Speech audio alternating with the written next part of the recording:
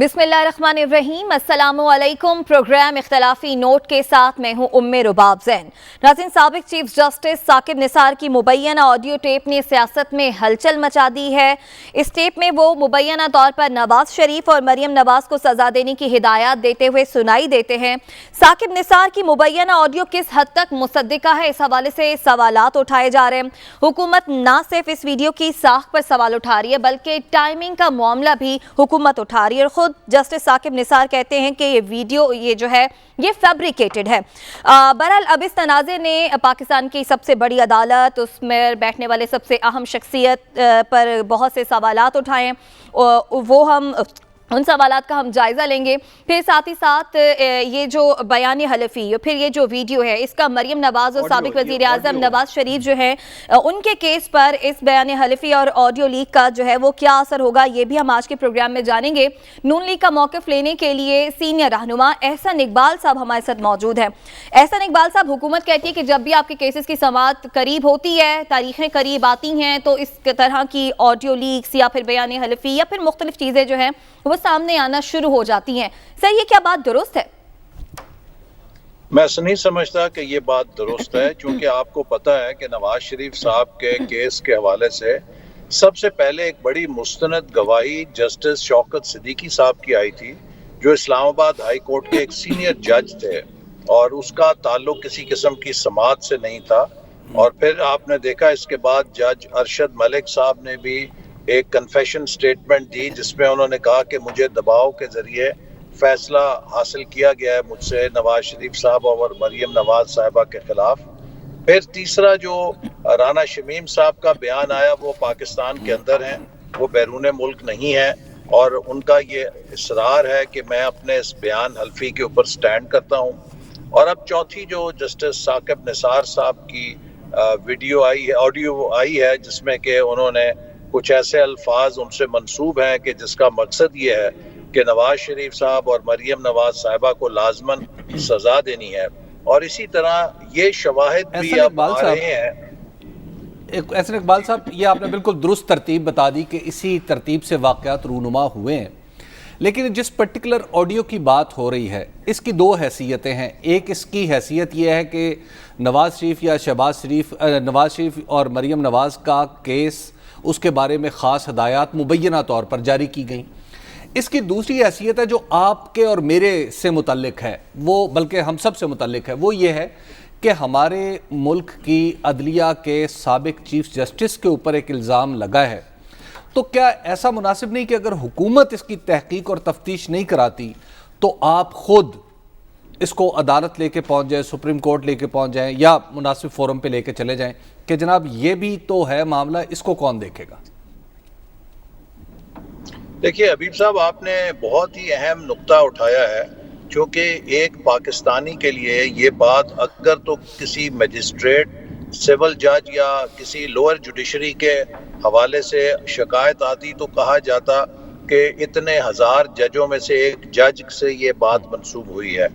Chief justice of supreme court of Pakistan में अदलिया के निज़ाम के सबसे आला होता है, और वो एक ही होती है शख्सियत, ये टॉप ऑफ द पिरामिड होते हैं। अगर उनसे ऐसी बात मंसूब हो तो यकीनन ये निज़ाम अदल के लिए एक बहुत बड़ा सवालिया निशान है। मैं इसकी मिसाल ऐसे दूंगा कि अगर मैं मिनिस्टर प्लानिंग हूँ और मेरी वजारत के बारे में आप अपने प्रोग्राम में कुछ ऐसे शवाहिद पेश करें कि मेरी वजारत के अंदर करप्शन हो रही है, तो अगर मैं उसको नज़रअंदाज कर दूं तो ये मेरी जिम्मेदारी बनेगी कि मैंने गफलत की है, और मेरी जिम्मेदारी होगी कि जब पब्लिक डोमेन में मेरे महकमे से मुताल्लिक कोई ऐसा सबूत आए कि जिससे किसी किस्म की रॉन्ग डूइंग मंसूब हो, तो मैं उसकी शफाफ तहकीकात के जरिए या तो ये साबित करूं कि ये झूठा इल्ज़ाम था, या फिर अगर वो सच्चा था तो जो भी कोई उसका मुर्तकब हुआ है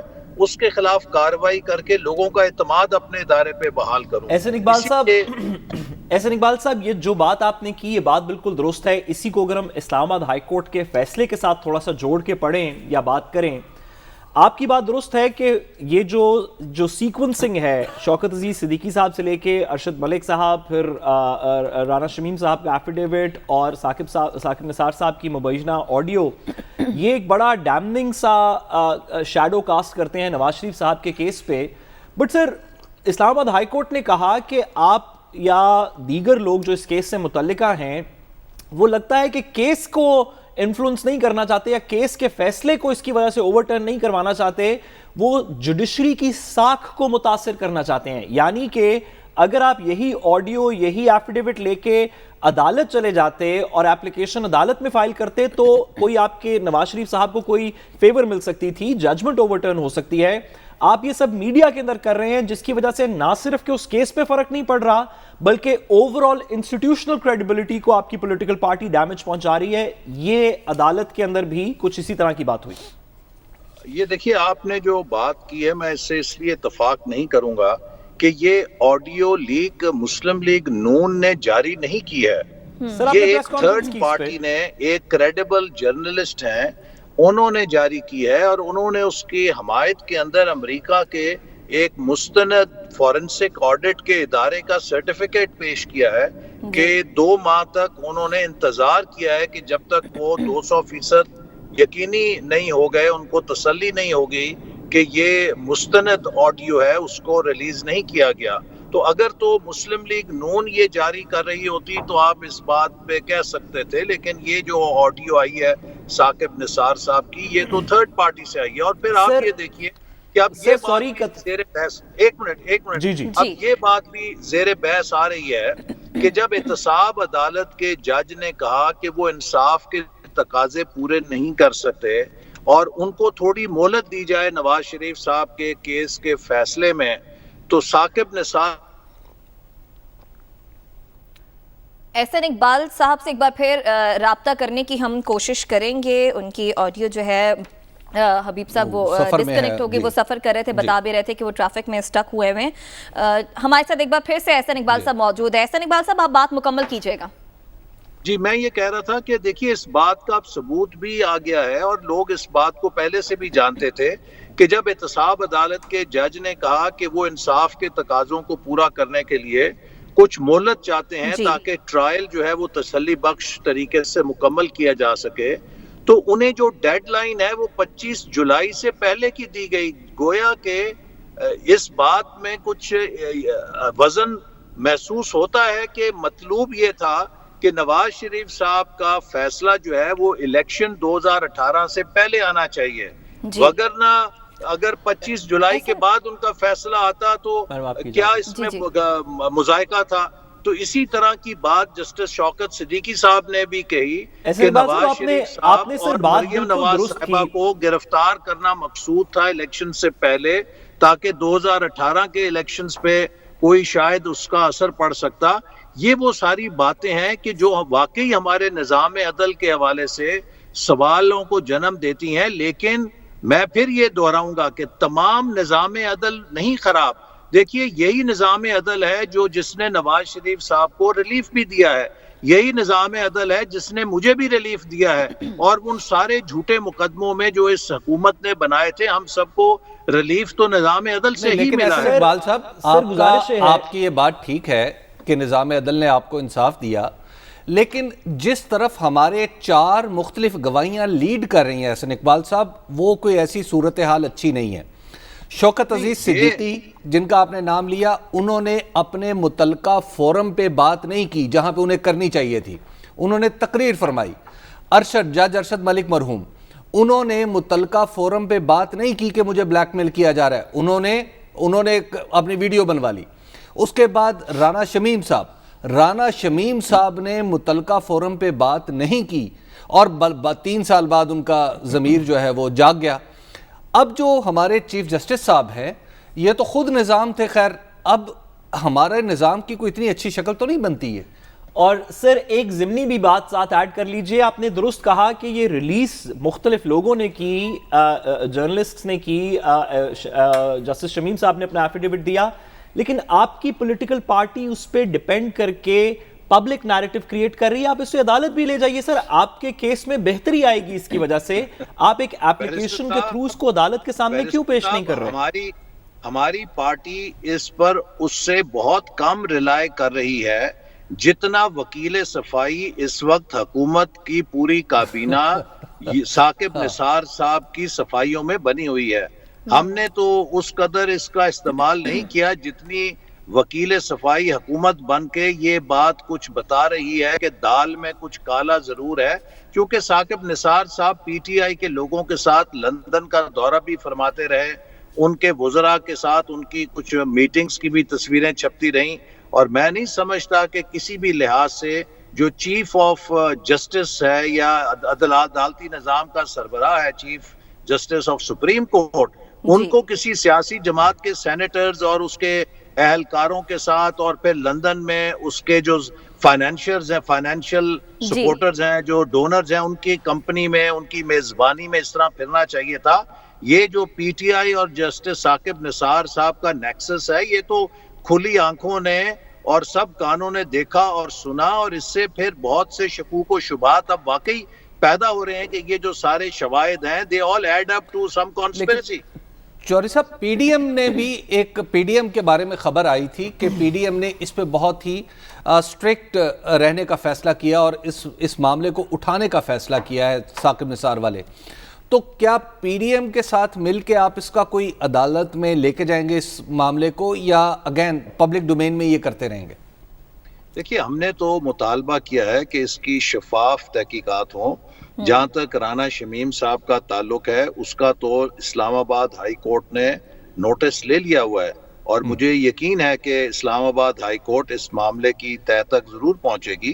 اگر رانا شمیم صاحب نے جھوٹا ایفیڈیوٹ دیا ہے تو ان کے خلاف کاروائی ہوگی, لیکن اگر انہوں نے سچا ایفیڈیوٹ دیا ہے تو پھر ثاقب نثار صاحب کو بھی طلب کیا جانا چاہیے. ابھی بنگلہ دیش میں ہم نے دیکھا ہے کہ وہاں کے سابق چیف جسٹس سپریم کورٹ کو کسی جرم کے پاداش میں سزا دی گئی ہے. تو کوئی بھی شخص چاہے وہ کتنے بڑے عہدے پر ہو, وہ آئین اور قانون سے بالاتر تو نہیں ہے. اگر ثاقب نثار صاحب جو ہیں وہ ایک جمہوری حکومت کو اور وزیر اعظم کا تختہ الٹنے میں مبینہ طور پہ ملوث پائے جاتے ہیں, تو یقیناً ان کو جواب دہ ہونا چاہیے. پی ڈی ایم کچھ نہیں کرے گی. اور سر یہ بھی بتائیے کہ کیا جن جج صاحب, ایک جج صاحب کا نام, حاضر سروس جج صاحب کا نام جسٹس شمیم صاحب کے ایفیڈیوٹ کے اندر موجود ہے, کیا آپ کی پارٹی کے جو لیڈران جن کا مقدمہ وہاں پہ اس وقت چل رہا ہے, آپ نے ان کے سامنے کوئی اپلیکیشن نہیں فائل کی ہوئی, کوئی ریکیوزل کی درخواست نہیں دی ہوئی, آپ مقدمہ بھی سنواتے رہیں گے اور میڈیا کے اندر یہ بات بھی کرتے رہیں گے؟ اس سے بہتر نہیں ہوگا عدالت لے جائیں میٹر کو؟ شاہد صاحب, آپ خود مجھ سے زیادہ قانون دان ہیں اور واقف ہیں قانون کے روایات سے. میں تو ایک انجینئر ہوں اور میں نہ بیرسٹر ہوں نہ میں لائر ہوں, لیکن جو ہم نے اب آدھے بیرسٹر اور لائر تو اپنے مقدمات کو بھگتنے میں ہو گئے ہیں, تو میں نے تو یہ دیکھا ہے کہ ہمیشہ یہ بات ایک جج کے اوپر چھوڑی جاتی ہے. ہر جج نے خود فیصلہ کرنا ہوتا ہے کہ کیا وہ انصاف کے تقاضوں کے مطابق اس بینچ پہ بیٹھ کے پورا اترے گا یا نہیں اترے گا. اور اکثر ہم دیکھتے ہیں کہ کئی کیسز کے اندر جو ممبران ہیں وہ اپنے آپ کو اس سے علیحدہ کر لیتے ہیں, کوئی جو ہے اس بات کو تسلیم نہیں کرتے اور وہ چاہتے ہیں کہ اسی پہ بیٹھے رہیں. یہ ججز کی اپنی ثوابدید ہوتی ہے. تو پی ڈی ایم اس ایشو کو نہیں اٹھائے گی اب مزید؟ پی ڈی ایم نے تو اس پہ بہت پرزور طریقے سے اس کو اٹھایا ہے, اور ہم پاکستان بار کاؤنسل نے جو ٹروتھ کمیشن کی بات کی ہے اس کو بھی سپورٹ کرتے ہیں کہ واقعی اس کی تحقیقات ہونی چاہیے.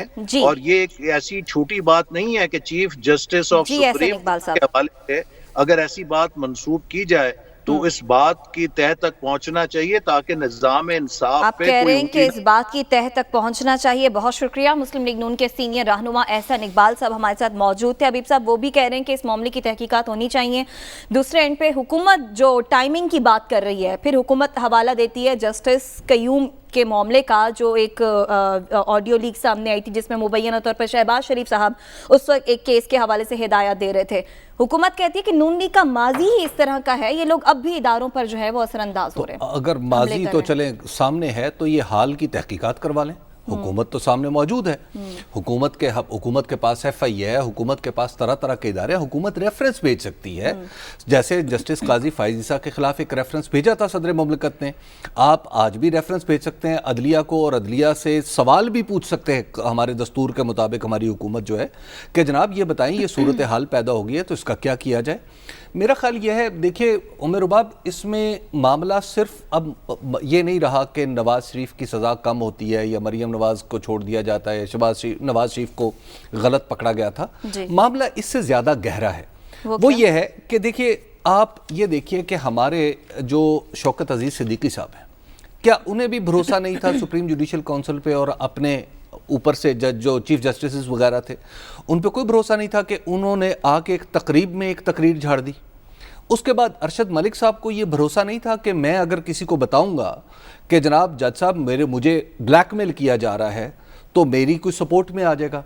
राना शमीम साहब का ज़मीर 3 साल बाद अंगड़ाई लेके जागा है, तो राना शमीम साहब को भी ये भरोसा नहीं था कि मैं अगर बताऊंगा किसी को, मैं सुप्रीम कोर्ट में मैं बाकायदा ख़त लिखूं तहरीरी तौर पे ऑन रिकॉर्ड के जनाब मेरे सामने चीफ जस्टिस ने ये हरकत की है, तो उन्होंने क्यों नहीं बताया।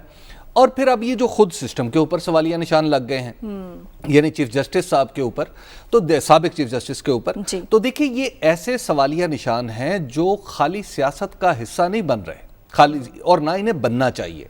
इसका मतलब यह है कि हमारे निज़ाम इंसाफ के अंदर कोई बुराई, बाहमी अदम एतमाद या बाहमी चपकलश या मुआसराना चश्मक इस हद तक पहुंच चुकी है कि जिसमें एक शख्स दूसरे शख्स से पर कोई एतमाद करने के लिए तैयार नहीं है। और जब खुद एक चीफ जस्टिस जो साबिक साकिब निसार साहब हैं, जहां उनसे तरदीद मैंने अब तक मंसूब तरदीद ही पढ़ी है, बराह रास्त मैंने उनकी टीवी पे तरदीद नहीं देखी या उनकी तरफ से जारी करदा बयान अब तक मेरी नज़र से नहीं गुजरा। हाँ, ये ज़रूर है कि किसी ने कहा है कि मैंने उनसे बात की तो उन्होंने ये कहा, तो ये भी ट्विटर पे चल रहा है, तो वही अखबारात में छपा है। तो अब चीफ जस्टिस साकिब निसार से, साबिक चीफ जस्टिस से एक जुमला ये भी मंसूब हुआ कि मैं पागल हूं, अदालत जाऊंगा। अच्छा।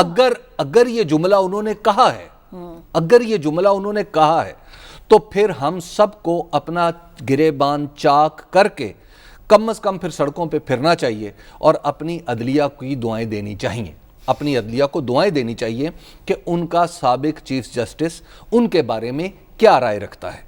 तो फिर ये तो एक हम सब के मुंह पे, और बल्कि आप यूं कहिए कि हम सब के मुंह पे, पूरी कौम के मुंह पे, हमारे अदालती निज़ाम पे ही आप यूं कहिए कि एक तमांचा है जो उन्होंने मारा है, अगर ये बयान उन्होंने दिया है।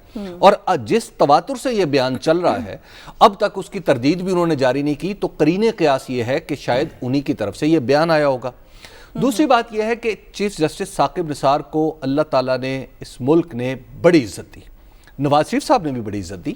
नवाज शरीफ साहब ने अपने दूसरे दौरे हुकूमत में उन्हें स्पेशली सेक्रेटरी लॉ बनाया, और ये पहली बार हुआ था कि बार के अंदर से एक शख्स को सेक्रेटरी लॉ बनाया गया था। इन्हीं की सेक्रेटरीशिप के अंदर अदालत पे हमला भी हुआ था। अब उसमें तो पता नहीं खैर इनका तो क्या किरदार होगा, लेकिन उसके बाद फिर ये जज साहब भी बने थे, और नवाज शरीफ साहब के हवाले से इनके ऊपर इतना इल्ज़ाम, इतने तवातुर से ये बात हुई थी इनके ताल्लुक की कि इन्होंने अदालत में तकरीबन कसम खा के कहा था कि मैं फैसले अपने ज़मीर और आइन के मुताबिक करूँगा। तो अब हमारा सवाल ये है कि आपको अल्लाह ताला ने इस मुल्क का चीफ जस्टिस बनाया, जो इस मुल्क में सिर्फ एक होता है, और हमारा दस्तूर कहता है कि अदालत का मतलब है चीफ जस्टिस, ऐसा ही है ना चीज जी, चीफ जस्टिस, यानी शुरू ही वो चीफ जस्टिस से होता है। जब चीफ जस्टिस से हमारा अदालती निज़ाम शुरू होता है, तो हमारे साबिक चीफ जस्टिस को अब ये ऑडियो लेके खुद जाना चाहिए कि जनाब ये मेरे ऊपर इल्ज़ाम है, इसको गलत साबित किया जाए, क्योंकि मैं जिस अदालत में बैठता रहा हूँ, मैंने इस कुर्सी की पूरी इज्जत रखी है। और अगर फिर अपने आप को तफ्तीश के लिए पेश कर दें, मैं इस मुल्क के शहरी के तौर पे साद साहब और उमर रुबाब, मैं आज भी ये समझना चाहता हूं, मैं चाहता हूं कि बबांगे दोहल हमारे इदारे इसकी तरदीद कर दें कि नहीं, हमारा चीफ जस्टिस ऐसा नहीं हो सकता कि उसको कोई वो किसी को हुक्म दे या उसको कोई हुक्म देते हुए देखे।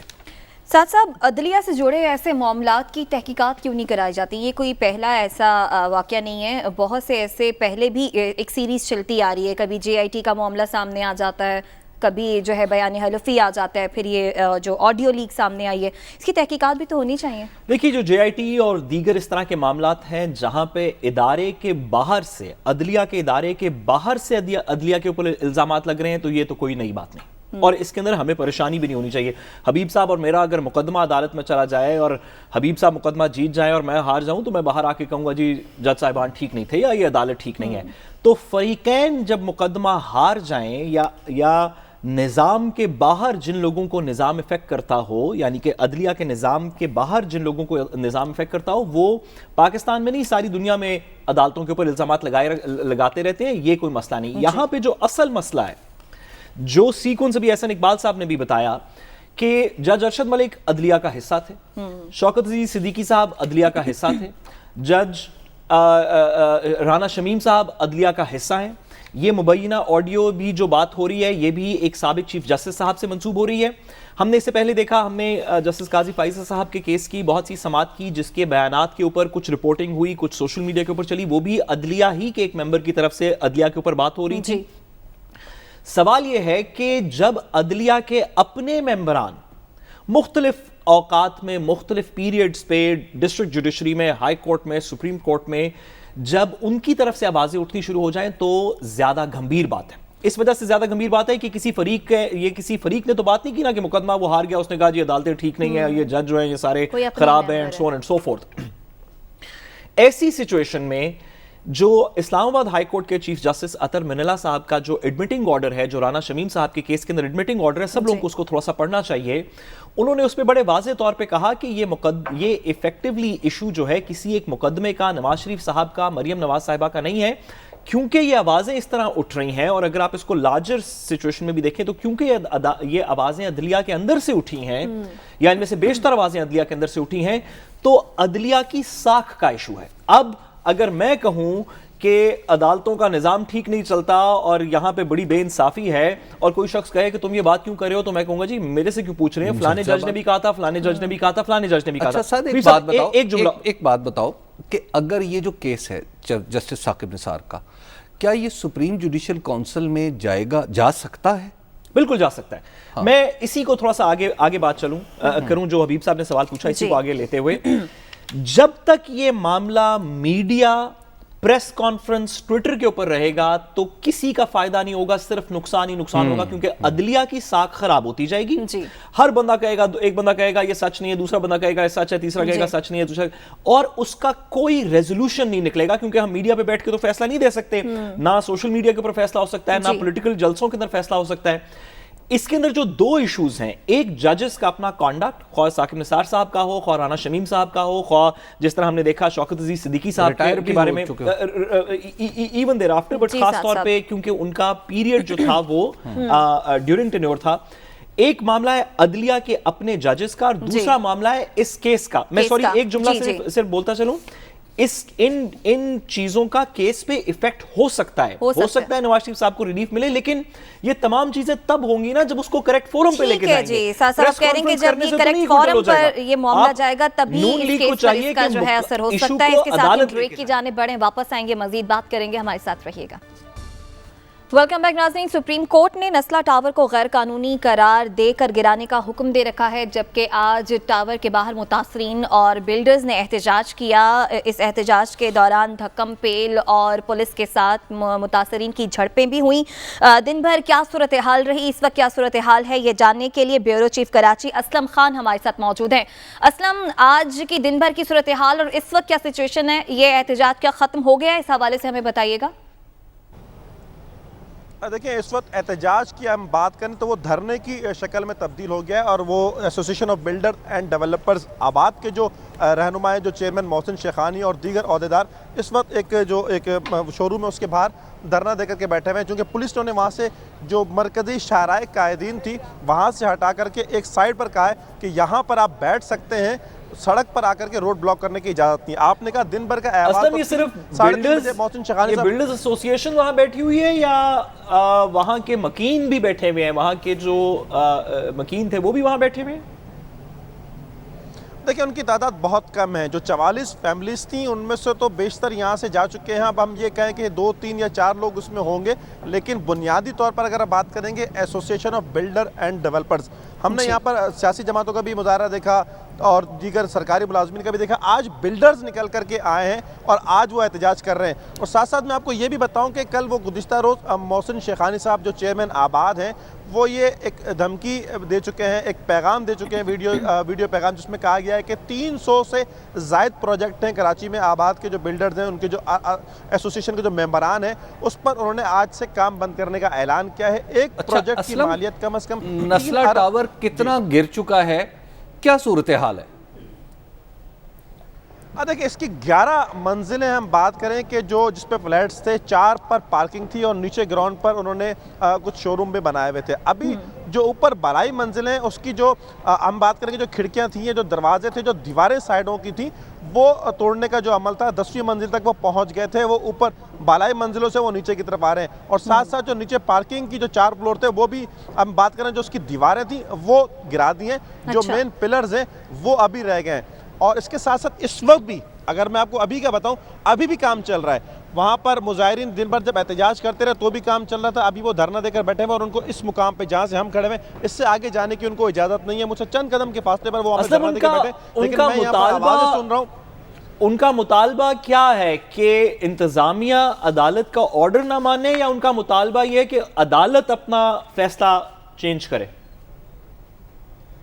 देखिए दोनों ही मुतालबे हैं, लेकिन ज़ाहिर है कि अब सुप्रीम कोर्ट ने अपना फैसला तब्दील नहीं करना, बहुत वाज़ेह पैगाम इंतज़ामिया को दिया जा चुका है। लेकिन जो आबाद के रहनुमा वो उस वक्त ये कहते हैं कि साथ साथ अदालत जो जिम्मेदारान हैं जिन्होंने NOC जारी किए उनके खिलाफ भी कार्रवाई करे। आज फिर वो बार बार ये दावा करते रहे कि उनके पास तमाम कानूनी जो दस्तावेज़ात हैं वो मौजूद हैं। लेकिन अदालत में जब ये दस्तावेज़ात पेश की गई थी तो अदालत ने कहा था कि 277 गज ज़मीन जो सोसाइटी से गैर कानूनी तौर पर ली गई है, और साथ साथ जो सर्विस रोड है, अब इस जगह पर हम मौजूद हैं, ये सर्विस रोड यहाँ पर है, लेकिन हम इससे चंद कदम पीछे जाएं जहाँ शारा फैसल और शारा कायदीन का संगम है, जहाँ ये दोनों सड़कें मिलती हैं, वहाँ पर सर्विस रोड गायब हो जाती है। यहाँ पर मौजूद है ये सर्विस रोड, लेकिन वहाँ पर गायब हो जाती है। तो वो भी तकरीबन कोई 40 गज 50 गज बनती है। 300 गज की जो मजमूई जगह बन रही है जिस पर कब्जा था, और अदालत ने इसी बुनियाद पर इसे गिराने का हुक्म दिया है। लेकिन मामला यहाँ नहीं रुका। बिल्डर शायद इसलिए भी आज इस वक्त यहाँ पर एहतजाज करने आए हैं, और आज हमने देखा कि वो आंसू गैस की शेलिंग भी उनके सामने हुई है और लाठीचार्ज भी, कि अब बात दूसरे प्रोजेक्ट पर भी आ रही है। अदालत ने मुख्तलिफ प्रोजेक्ट को भी गिराने का हुक्म दिया और उनकी भी रिकॉर्ड मांगे। मामला यही के बाद जो है वो अब दूसरे प्रोजेक्ट्स की भी आ रही है। बहुत शुक्रिया ब्यूरो चीफ कराची असलम खान हमारे साथ मौजूद थे। हबीब साहब, बिल्डर्स एहतजाज कर रहे हैं और जो असलम खान कह रहे थे कि अब इस एहतजाज ने धरने की सूरत इख्तियार कर ली है।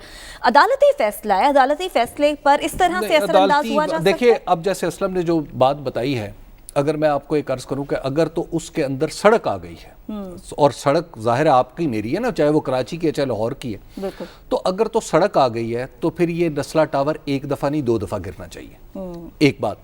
दूसरी बात यह है कि अब अदालत को फिर अगला काम, यहाँ पे अधूरा इंसाफ है, ये अधूरा इंसाफ होगा।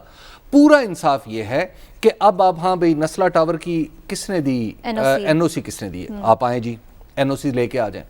जब सड़क बन रही थी वहां पे कोई असिस्टेंट कमिश्नर भी होगा ना उस इलाके का, वहां पे कोई डिप्टी कमिश्नर भी होगा। अच्छा, फिर सिंध बिल्डिंग कंट्रोल अथॉरिटी क्या कर रही थी? वो कानों में रुई दी हुई थी, आंखों पे पट्टी बांधी हुई थी, वो लंगड़ी हो गई थी, लूली हो गई थी, किसी ने खरीद ली थी, क्या हुआ था? ठीक है, ये भी। और उसके बाद उसका मुतलका वजीर भी। अब ये कम अज कम 4 लोग तो पकड़े जाए ना, उस इलाके में पटवारी भी होगा, उसके ऊपर तहसीलदार भी होगा। अब अगर इन सब हो सकता, उस वक्त का असिस्टेंट कमिश्नर आज की फेडरल सेक्रेटरी लगाओ। जी बिल्कुल, ये बिल्कुल हो सकता है। उस वक्त का असिस्टेंट कमिश्नर सूबाई सेक्रेटरी लगाओ। तो भाई बात ये है कि ये अधूरा इंसाफ करेंगे तो फिर मुझे भी तकलीफ होगी। पूरा इंसाफ करें कि भाई सड़क बनते हुए किसने नहीं देखी, ये किसकी जिम्मेदारी थी सड़क को संभालना? आओ जरा, अगर आप पूरा इंसाफ कर देंगे तो फिर ये कुछ भी नहीं होगा। अगर आप अधूरा करेंगे तो फिर मुझे तो अपने घर के बारे में भी ये शक गुमान गुजरेगा कि पता नहीं मेरे घर में अब कल को कोई आ जाए कि तुम्हारा कागज असली नहीं है तो मैं क्या कर लूंगा। साहब एहतजाज किया जा रहा है नस्ला टावर के बाहर, ये बताइएगा कि आखिरी हल एहतजाज ही है इन बिल्डर्स के पास और इन मकीनों के पास, या अभी भी कोई अदालती रास्ता ये इख्तियार कर सकते हैं? دیکھیے ابھی عدالتی راستے تو میرا خیال ہے کہ ان کے لیے جو وہاں کے مکین ہیں ان کے لیے بند نہیں ہوئے. حبیب صاحب نے جو بات کی میں اس کو تھوڑا سا آگے بڑھاتے ہوئے کہ ادھورا انصاف نہیں, اگر یہ انصاف پورا ہو جائے تو زیادہ تو کوئی مسئلہ نہیں ہوگا میرا خیال ہے کسی کو. اس کا ایک حصہ حبیب صاحب نے بتایا وہ والا حصہ جو کہ رسپانسبلٹی کا تھا, یعنی کہ جو اسسٹنٹ کمشنر جو کہ منظور قادر کاکا صاحب کے نیچے جو بھی کراچی بلڈنگ پورٹ اتھارٹی کے لوگ تھے یا دیگر لوگ تھے, ان کا کوئی احتساب ہونا چاہیے, ان کے خلاف کارروائی ہونی چاہیے. اس کا جو دوسرا حصہ ہے اسی انصاف کا, اسی لارجر جسٹس کے پیس کا جو دوسرا حصہ ہے وہ ان لوگوں کی ریکمپنسیشن ہے جنہوں نے پیسے دیے, اپنے نام پہ رجسٹریاں کروائیں اور وہاں پہ رہنا شروع ہو گئے. اگر میں نے وہاں پہ 10 روپے لے کے ایک اپارٹمنٹ خریدا ہے اور مجھے حکومتی اداروں نے, اس وقت کے حکومتی اداروں نے کہا یہ آپ کی این او سیز ٹھیک ہیں, یہ آپ کے کاغذات ٹھیک ہیں, آپ سے ہم نے پیسے لیے, یہ دے دیا گیا, آپ کی فرد ٹھیک ہے, پٹوار نے اس کے اوپر سند لگائی اور میں نے وہ خرید لیا اپنے پیسے دے کے, تو جب یہ پتا چلا کہ وہ ٹاور غلط ہے, اس کے کاغذات غلط تھے, تو میرے جو 10 روپے گئے ہوئے ہیں جس کے اوپر میں نے گھر خریدا تھا وہ بھی کسی طریقے سے واپس ہونے چاہیے نا, کوئی آلٹرنیٹ میکینزم ہونا چاہیے. ایک بات بتاؤ, میں دیکھ رہا ہوں کہ ایک بلڈنگ پہ میں دیکھ رہا ہوں وہ پہلے سڑک ہوا کرتی تھی, اب وہ سڑک اس بلڈنگ میں آ گئی ہے, پھر بھی میں نے فلیٹ خرید لیا. تو دیکھیے حبیب صاحب پرائیویٹ پارٹی کی رسپانسبلٹی نہیں ہے, میں پرائیویٹ پرسن ہوں, اگر میں کہیں پہ بھی جھیل کے درمیان میں, سڑک کے اوپر, پارک کے اندر, اگر میں کہیں سے کوئی بلڈنگ کے اندر کوئی یا پلاٹ خریدنے جاؤں اور مجھے حکومت کہے کہ یہ کاغذات سارے درست ہیں, آپ یہ اتنے پیسے دے دیں, یہ ہماری فیسیں شیسیں جمع کروائیں, فلانے شخص کو پیسے دے دیں, ہم آپ کو ایک مستند فرض جاری کریں گے, تو یہ پرائیویٹ پارٹی کی رسپانسبلٹی نہیں کہ وہ انشور کرے کہ اس میں سڑک آتی تھی یا نہیں آتی تھی. پرائیویٹ پرسنز کے رائٹس جو ہیں وہ اس کے اوپر ہیں, اسٹیٹ رسپانسبلٹی. ایک اور سوال اٹھتا ہے نا کہ میں بلڈر ہوں, میں نے ایک جگہ اے کا میرے پاس این او سی تھا, لیکن میں نے بی بھی اس میں شامل کر کے آپ کو دکھا دیا. جی بالکل, یہ بھی تو ہو سکتا ہے نا. تو کسی کو تو وہ پیسے ملے نا جو جگہ بی کے ہیں, وہ ریکور کر کے ان لوگوں کو دینے چاہیے جنہوں نے, جن پرائیویٹ لوگوں نے پیسے اپنی جیب سے ٹھیک ہے جی, اس کے ساتھ ہی ہم بریک کی جانب بڑھ رہے ہیں, واپس آئیں گے, ہمارے ساتھ رہیے گا. پروگرام سے اجازت دیجیے, آپ سے کل ملاقات ہوگی, تب تک کے لیے اللہ نگہبان.